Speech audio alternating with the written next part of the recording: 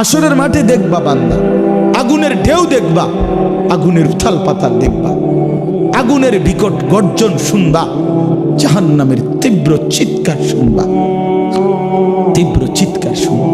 তখন নাফরমান বলবে, মাওলা গোটা পৃথিবী জাহান্নামে দিয়ে দেন, বউ বাচ্চা পরিবার স্ত্রী সন্তান ভাই বেরাদর মা বাপ সব জাহান্নামে দিয়ে দেন, বিনিময়ে আমাকে বাঁচিয়ে দেন। আল্লাহ বলবেন, কাল্লা কাল্লা, না বান্দা, কখনোই না, এমনটা হবে না বান্দা। ইন্নাহা লাযা, এটা জাহান্নামের লেলিহান আগুনের শিখা, এই আগুনে তোমাকে ফেলাই হবে। নাজ্জাআতাল লিশ-শাওয়া, যখনই তোমাকে ফেলবে প্রথম ফেলতেই প্রথম সেকেন্ডেই শরীরের গোশত চামড়া, শাওয়া মানে হলো মাশফি, ভুনা হয়ে যাবে, ফ্রাই হয়ে যাবে, ফ্রাই ভুনা হয়ে যাবে, এক সেকেন্ডেই পুরা শরীর ভুনা হয়ে যাবে।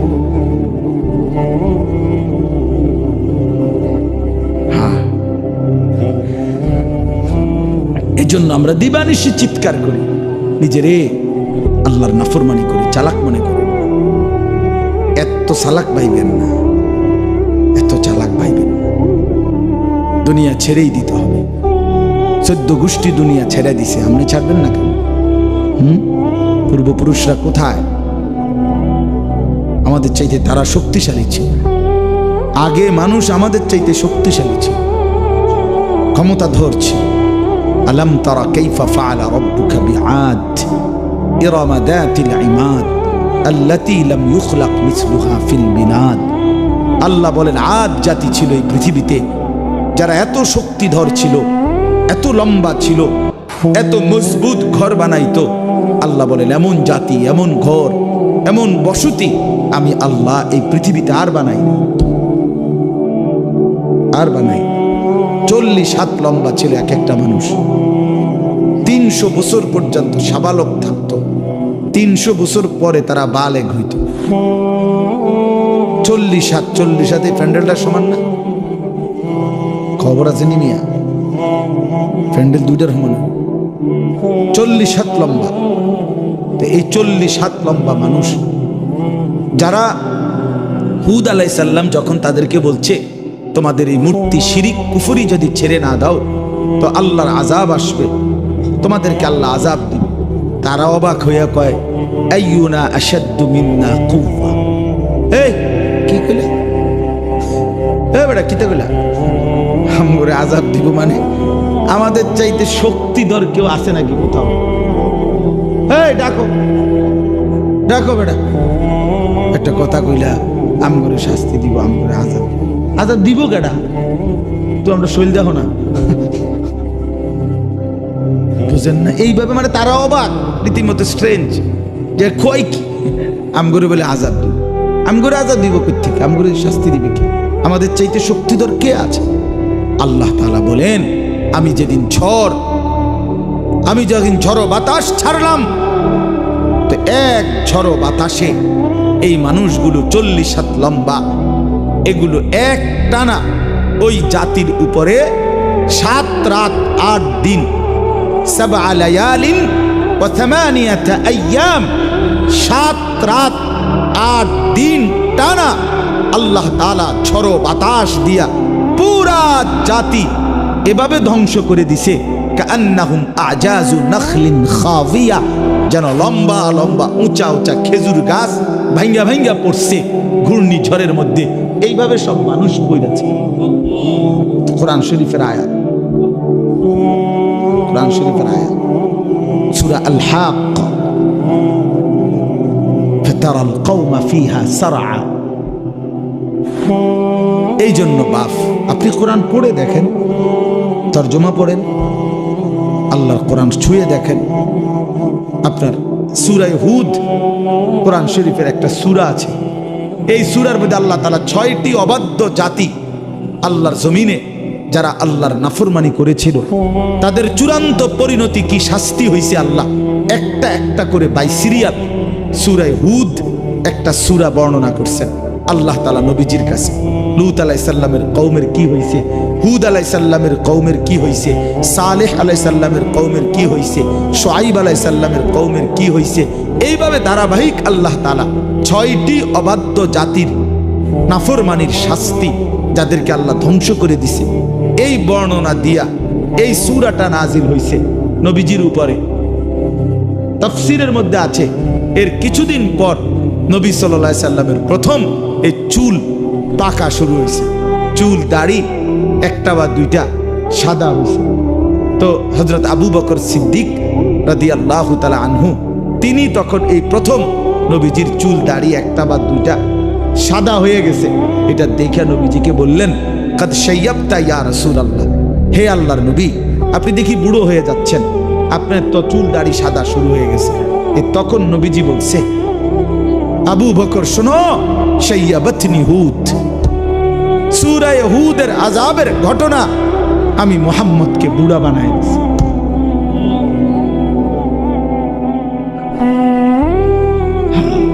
শাইয়াবাতনি হুদ, সূরা হুদ আমারে বুড়া বানাই দিয়েছে।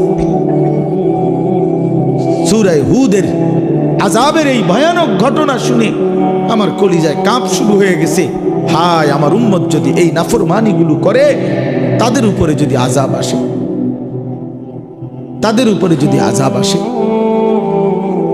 এই জন্য ভাই আমার, বন্ধু আমার, বাপ, আমি রাত দেরি করতে চাই না আপনাদের কাছে। আমি আপনাদের এলাকার মানুষ, আমরা এলাকার বক্তা, কি এর বক্তা আর এটা সদর বদর আর কি, একটু বলা মূলত আসলে মনে করায় দাও, খুব বেশি আহামরি কোনো বক্তা হিসাবে কিছু বলা না। আমি আপনাদেরই এখন, আমরাও আপনার, আপনারাও আমাদের, একসাথেই মিলে মিশে অনেক মানুষ সেখানে আপনাদের পরিচিত। আমাদের আমার শওকত ভাই ওইরকম রয়েছে দেখলাম সাক্ষী দিয়ে আইসা।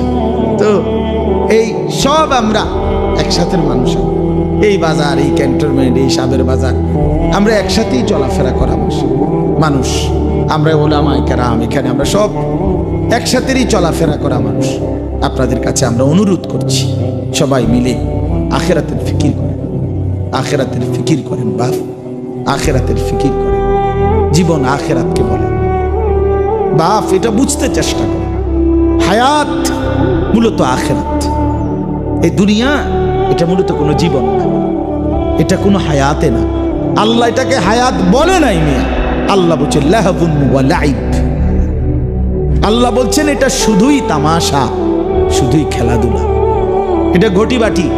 ছোটবেলার বাচ্চা কালে আমরাও মালা ঠোলা নিয়ে ঘর বানাইছি, হ্যাঁ, ছোট ছোট গাছ কাইটা, এরপরে কলা গাছের ডাঙ্গা কাইটা, হ্যাঁ, এগুলা দিয়ে দেয়া কাইটা, কচুরি ফানা কাইটা, এরপরে দেয়া কচু গাছের কাইটা, পাতা ডাল কাইটা ছোট ছোট ঘর বানাইছি, ঢাকনা দিছি, ছোট ছোট বাটি দিয়ে রান্না বান্না করছি, খাইয়া এরপর কাজেও লাগছে। এই তুই আমার ঘর ভাঙিয়ে লাইলা, ওদিক দিয়ে বানাও তোমার ঘর, এদিক দিয়ে, এইভাবে কত কিছু গেছে। সারা দিন সন্ধ্যা হইতে দেরি, সব নিজের হাতে পুরা মাইরা দিয়া ফেলায় দিয়া আপন ঘরে ফিরে গেছে। বুঝাইছি এগুলো আমার ঘর না, এগুলো তামাশা, এগুলা কি খেলাধুলা, খেলাধুলা। মূলত ওই ঘর যেটা আমগো, ওইটা আমগো ঘর। আল্লাহ তাআলা বলে, বান্দা, দুনিয়া এটা তামাশা, এটা খেলাধুলা, ঘর আখিরাত। ওয়া ইন্না দারাল আখিরাতা লাহিয়াল হায়াওয়ান। আল্লাহ বলেন আখিরাতের ঘর সেটাই কেবল জীবন, সেটাই বেঁচে থাকা, হায়াত। প্রিয় বন্ধু আমার, বাপ আমার, আপনি ইনসাফের সাথে ভেবে দেখেন, 24 ঘন্টা যেই জীবনের সাথে মৃত্যু লেগে আছে, মৃত্যু আমারে তাড়া করে, মৃত্যু আমারে তাড়ায় বেড়ায় সারাক্ষণ। আমি আপনি চলতে ফিরতে উঠতে বসতে মৃত্যুর কথা মনে হয়, না জানি মরে যাই, না জানি মরে যাই, না জানি মরে যাই। বাস চলতেছে অ্যাক্সিডেন্টই হয়ে যায়, গাড়ি চলতেছে অ্যাক্সিডেন্টই হয়ে যায়। বাহিরে আসি পরিবারে নি কোনো বিপদ হয়ে যায়, পরিবারে আসি দোকানে নি কোনো বিপদ হয়ে যায়। সারাক্ষণ মৃত্যু, পেরেশানি যাকে তাড়া করে, যার কাঁধে ভর করে থাকে, সেটা আবার জীবন কি? আসলে দেখেন চিন্তা করে। কিন্তু আখিরাত ওইটাই হায়াত। কেন কেন হায়াত ওইটা? এই কারণে হায়াত ওইটা শুধুই শুরু হবে জীবন, আর কোনো দিন শেষ হবে না। আর কোনোদিন শেষ হবে না। আখিরাত শুধু শুরু হবে। আখিরাতের সুখ চিরস্থায়ী, আখিরাতের দুঃখ চিরস্থায়ী। জান্নাত এটাও চিরস্থায়ী, জাহান্নাম এটাও চিরস্থায়ী। আখিরাতে হাসলে আর কোনোদিন কাঁদতে হবে না, আখিরাতে কাঁদলে খোদার কসম আর কোনোদিন হাসতে পারবে না, আর কোনোদিন না। ওই হাসি স্থায়ী, ওই কান্নাও স্থায়ী। এই জন্য ওইটাই জীবন। আরো প্রমাণ দেখেন কোরআন শরীফ থেকে, আরো বলি দেখেন। আল্লাহ তাআলা বলছেন হাসরের ময়দানে, আমার শায়েখ থেকে আমি শুনছি এটা, আমার শায়েখ আরিফ বিল্লাহ আল্লামা মুফতি মুশতাকুন নবী কাসিম, তো হুজুরের থেকে এটা আমি নিজে হুজুর কোরআন শরীফ থেকে বুঝাই দিছে যে দেখেন হাসরের ময়দানে জাহান্নামী যখন পাপী ব্যক্তি জাহান্নামকে দেখবে, সবাই দেখবে, তো পাপী ব্যক্তি জাহান্নামকে দেখে একটা আফসোস করবে আর বলবে ইয়াকুলু ইয়া লাইতানি কদ্দামতু লিহায়াতি। এই দেখেন কি কদ্দামতু লিহায়াতি, আমার হায়াতের জন্য আমি যদি, আহা আফসোস, মন্দ কপাল, আমি যদি আমার হায়াতের জন্য, আমি যদি আমার জীবনের জন্য দুনিয়া থেকে কিছু পাঠাইতাম। তাহলে এই লিহায়াতি কোনটাই? এটা আখিরাত। আমি যদি আমার এই হায়াতের জন্য ওই দুনিয়া থেকে কিছু পাঠাইতাম, তার মানে মূলত হায়াত এটা কোনটা? আখিরাত। হায়াত কোনটা বলেন না বাপ, কোনটা? আখিরাত। আজ না নিজে বুঝলেন না ছেলেরে বুঝলেন, না নিজে বুঝলেন না ছেলেরে বুঝাইলেন, কেমনে বঞ্চিত করলেন?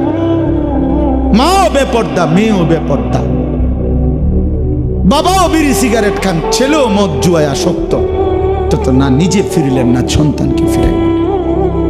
নিজেও 5 ওয়াক্ত নামাজ পড়েন না, সন্তানকেও 5 ওয়াক্ত নামাজ পড়েন না। হায় মুসলমান, এরম বেকুব কেমনে হইলেন? এত আহাম্মক কেমনে হইলেন? মুসলমান এত গাফেল কিভাবে হইলেন? আপনিও মিথ্যা বলেন, সন্তানরও মিথ্যা শিখাইলেন। আপনিও হারাম রোজগার করেন, সুদের টাকা, ঘুষের টাকা, কিস্তির টাকা, ওজনে কম দেওয়া সন্তানকেও সেই হারামের রোজগারের মধ্যে লাগাই দিলেন। মানুষের শুনাইলেন ছেলে এই করে সেই করে, ছেলে ওটা করে সেটা করে। এসব শুদ্ধ মাইরে লাভ কি? আখেরাতে ফিডাও তো শুদ্ধ ফিডা দিবে, যারা শুদ্ধ তাকে ফিডাও তো শুদ্ধ, পরিষ্কার ফিডা। কথা বুঝছেন? হ্যাঁ, শক্ত ফিডা দিবে, শক্ত। ফায়াউমা ইদিল্লা ইউআযযিবু আযাবাহু আহাদ। আল্লাহ বলছে নাফরমান মনে রাখিস, আমি আল্লাহ হাসরের ময়দানে যে আযাব দেব, এই নাফরমান, এমন আযাব তোকে কোনো দিন কেউ দিবে না। ওয়ালা ইউথিকু ওয়াতাকাহু আহাদ। আল্লাহ বলে নাফরমান বান্দা, হাসরের ময়দানে আমার মতো আমার ফেরেশতারা তোমাকে যেভাবে বাঁধবে, এমন বাঁধা তোমাকে আর কেউ বাঁধবে না। এই জন্য বাপ চলেন, জিন্দেগির মূল ফিকির আখিরাত। আপনারা যদি আমাদেরকে বলেন এই মোল্লা মুন্সি হুজুররা, কিছু হুজুর আছে শুধুই কেবল আসমানের উপরে আর মাটির নিচের কথা বলে, এইগুলো নিয়েই পড়ে থাকে। হবাই আমি এগুলো নিয়েই পড়ে। এই ডাক্তার শওকত দাঁতের চিকিৎসা ছাড়া আর কিচ্ছু জানে না। আপনি দেখেন কই শওকত ভাই, কই জিজ্ঞাসা করে দেখেন। ডাক্তার মিজান আপনার বাচ্চাদের চিকিৎসা ছাড়া অন্য কিছু করে না, সারাদিন ফুলানের চিকিৎসা। ওনার এনে গেলে সারাক্ষণ ক্যাঁ ক্যাঁ ক্যাঁ আওয়াজ শোনা যায়, ওইখানে আপনি দেখেন কি? তাহলে দুনিয়াতে তো এটাই সিস্টেম মিয়া, যার যেটা জিম্মাদারি সে নিছে, সে তো ওইটা নিয়েই ফিকির করবে, এটা নিয়েই ফিকির করবে। আমাদেরকে তো আল্লাহ তাআলা বলছেই, ইলম দান করলাম আমার বান্দাদেরকে, ওয়ালিউনদিরু কাওমাহুম ইজা রাজাউ ইলাইহিম। এই বাপ, কোরআন শরীফের আয়াত। আল্লাহ বলছে ইলমের মাকসাদ কি, কোরআন সুন্নাহর জ্ঞান শিখার উদ্দেশ্য কি, আমনে কিছু বললে হবে না। আল্লাহ কোরআনে ভাঙ্গা বলে দিছে, দায়িত্ব হইল তোমরা ইলম অর্জন করে, গভীর জ্ঞান হাসিল করে নিজ এলাকায়, মহল্লায়, জনসাধারণের মাঝে যখন ফিরে আসবা, তখন তোমরা তাদেরকে আল্লাহর ভয়, কবরের ভয়, আখিরাতের ভয়, জাহান্নামের ভয় দেখাইবা, যেন তারা লাআল্লাহুম ইয়াহজারুন, যেন তারা ভয় পায়, আখিরাত শিখে, পরকাল শিখে, জাহান্নাম থেকে বাঁচতে শিখে, জান্নাতের আশা করতে শিখে। এটা আল্লাহ দায়িত্ব দিয়েছেন কোরআন। আল্লাহ আমারে কয় নাই যে এলেম শিখে সিএনজি কেমনে চালায় এটা বুঝাও, অটো কেমনে চালায় এইটা বুঝাও, দোকানদারি কেমনে করে এইটা বুঝাও, এটা আমারে বলে নাই। তো বললে আমি এটা ফাইললে এটা ফাটতাম না কেন? কথা বলেন না কেন? আমি যদি এটা বুঝাইতে পারি তো এটা বুঝাইতে পারতাম না কেন? আমি ওইটারও প্র্যাকটিস করলে পারবো না বুঝাইতে? কথা বলে, একটা মুদি দোকান কিভাবে সাজাবেন, বদনা রাখবেন কোথায়, লোড়া রাখবেন কোন জায়গায়, বালতি রাখবেন কোনখান দিয়া, পেঁয়াজ থুবেন কোনখান দিয়া, আলু থুবেন কোনখান দিয়া, এটা আমি বুঝাইতে পারতাম না। না বুঝানোর কি আছে? আমি 2 দিন দোকানদারি করলেই তো হইল। না বুঝার কি? এই জন্য বাপ আমাদের জিম্মাদারি এটা। আপনার পছন্দ হোক বা না হোক, আপনার গায়ে লাগুক কিংবা পিঠে লাগুক, আপনার কলজাত লাগুক নইলে আড্ডিত লাগুক, জিম্মাদারি আমাদের আখিরাত, পরকাল বুঝানো, এটাই আমাদের দায়িত্ব। নবী সাল্লাল্লাহু আলাইহি সাল্লামের প্রথম দায়িত্ব, যেদিন প্রথম আল্লাহ তাআলা নবীজিকে মানুষের কাছে ডাকতে বলছেন, প্রথম তো ইকরা বিসমি রাব্বিকাল্লাযী খালাক এই আয়াত নাজিল করছে। এখানে কোনো দায়িত্ব দেয় নাই, বলছে আল্লাহর কোরআন পড়েন, আল্লাহর নাম নেন। কিন্তু মানুষের জন্য যখন কাজ দিছে নবীজিকে, দ্বিতীয়বারে নাজিলকৃত কোরআনের আয়াত হলো ইয়া আইয়ুহাল মুদ্দাসসির, হে চাদর পরা বন্ধু নবী, কুম ওঠেন, ফাআনদির, এই যে কোরআন শরীফের আয়াত, ফাআনদির। নবীজির প্রথম দায়িত্ব আল্লাহ বলছে আপনি মানুষকে আল্লাহর ভয় দেখান, আখিরাতের ভয় দেখান, হ্যাঁ জাহান্নামের ভয় দেখান। আল্লাহ বলছে ওয়ানদির আশিরাতাকাল আকরাবিন, আপনার নিকটতম আত্মীয় স্বজনদেরকে আখিরাতের ভয় দেখান।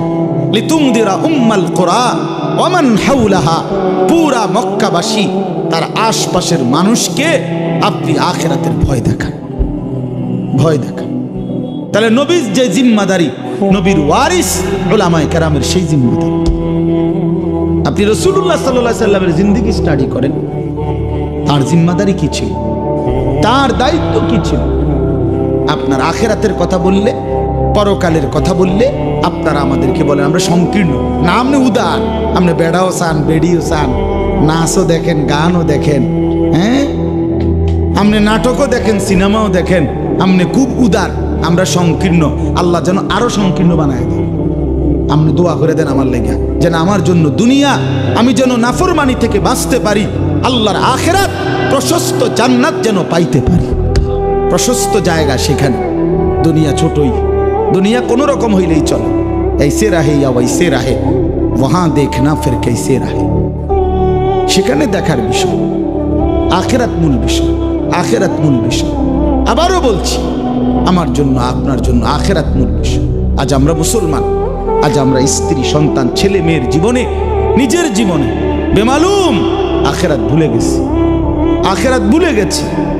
কাল্লা বাল তুহিব্বুনাল আজিলা ওয়া তাদারুনাল আখিরাহ। আল্লাহ বলছে হায় বান্দা, করছোটা কি?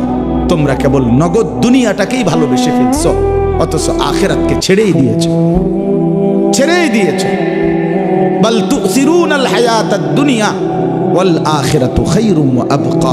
আল্লাহ বলে তোমরা দুনিয়ার জীবন প্রাধান্য দিচ্ছ, অথচ শোনো বান্দা, আখিরাতই হচ্ছে উত্তম, আখিরাতই হচ্ছে স্থায়ী। কতভাবে বলছে কথা, এটা বিশ্বাস করেন।